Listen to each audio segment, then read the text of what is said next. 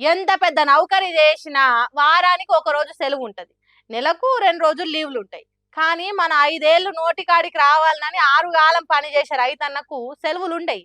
సేద తీరుదామంటే తీరికుండది. అసోంటి రైతన్నలు ఆశ కొద్దీ పంటలు పండించి మార్కెట్‌కు పోతే పెట్టిన పెట్టుబడి కూడా ఉండది.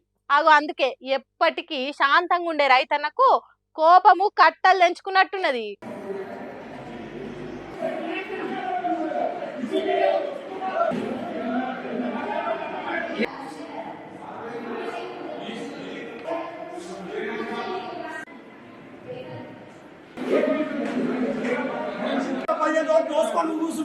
నీ పరాష్కాలకున్న వారెతు మోసం చేస్తుంటే ఎన్ని రోజులు చూసుకుంటుండాలి?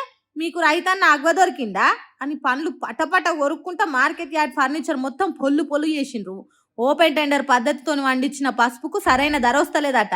పసుపు కొనేటోళ్ళంతా పోటీ పడి రేటు పెంచుతారని సర్కారు ఉపాయం చేసింది కావచ్చు గాని అడితి వ్యాపారం చేసేటోళ్ళు ఏమైనా తెలివి తక్కువలా?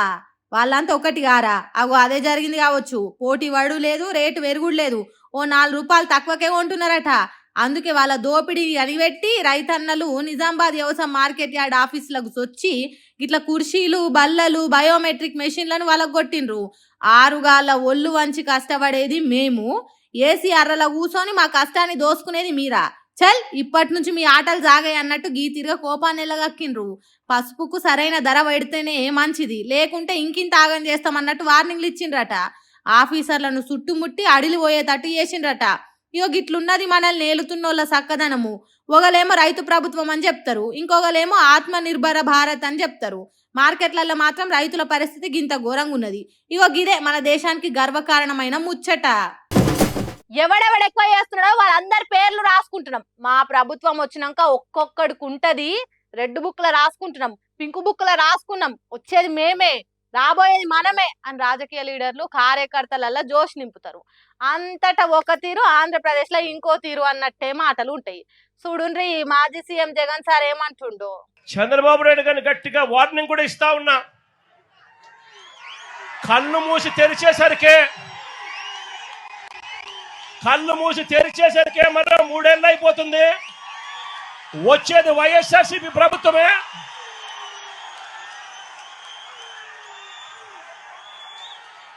ఈ ప్రైవేట్ డిఫెన్స్ కంపెనీని ఇక్కడి నుంచి షిఫ్ట్ చేస్తారని చెప్పి కూడా చెప్తా ఉన్నాం.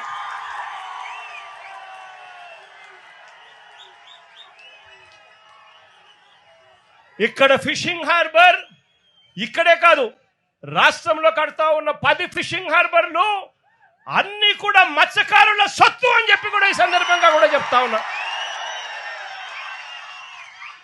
దీన్ని ఎవ్వరూ కూడా వాళ్ళ దగ్గర నుంచి తీసేయలేరు.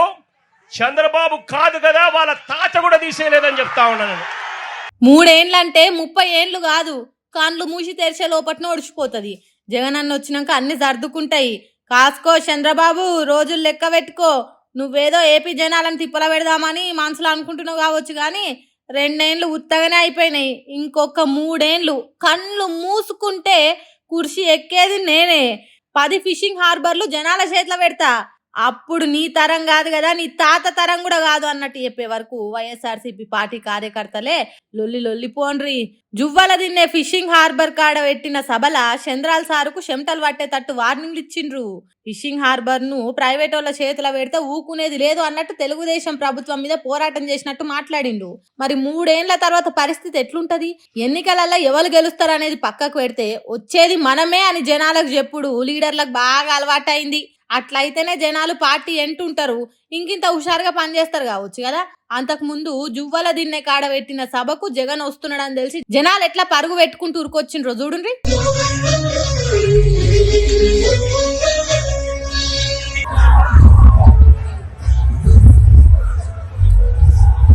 ఇసోంటి క్రేజ్ దేశంలో ఏ లీడర్ కన్నా ఉన్నదో లేదో తెలియదు, కానీ ఏపీలో మాత్రం జగన్ అంటే పడి చచ్చిపోతున్నారు.